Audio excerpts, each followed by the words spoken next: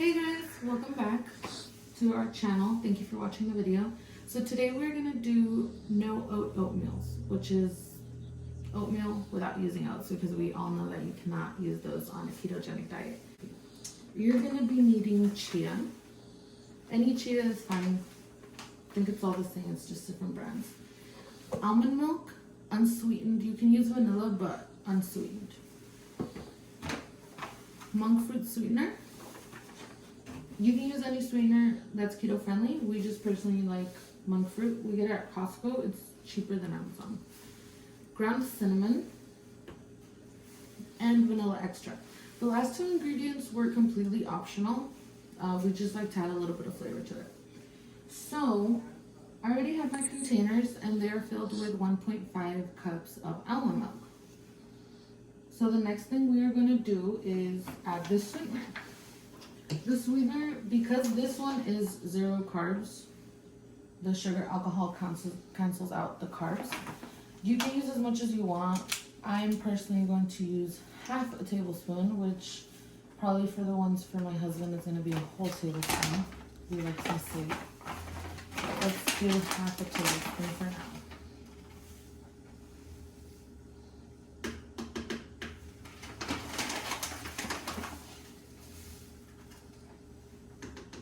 And the cool part about this is that it can be a quick breakfast, it could be a quick snack, it could be dinner, because if you follow these proportions, you're going to be looking at about 1 net carb, which is not bad. It's going to fit into your macros really well. And next, I do about half a teaspoon of vanilla. I'm just going to freehand it. But the macros that I'm giving you is according to about half a tablespoon. And you can do half to a tablespoon of ground cinnamon.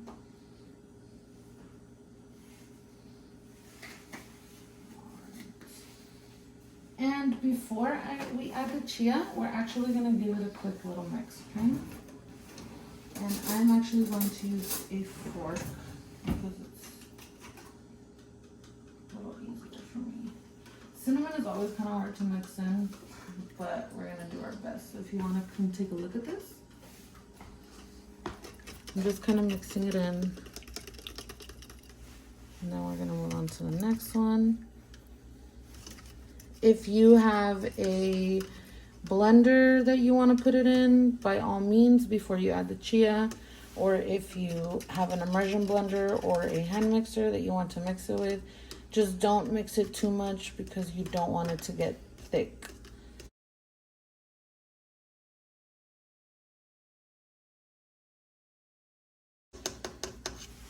Okay, and now we are going to add our chia.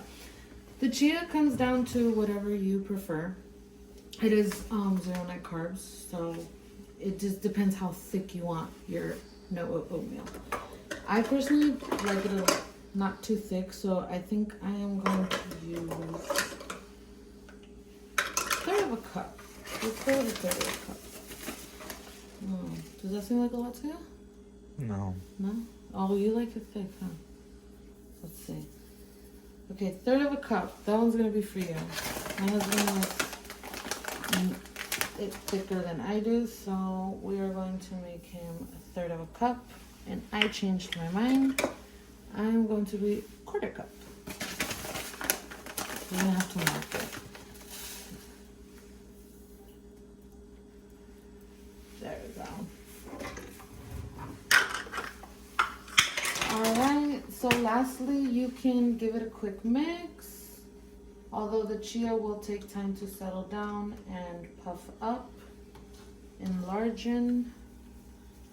So pretty much the last step is going to be to put it in your fridge.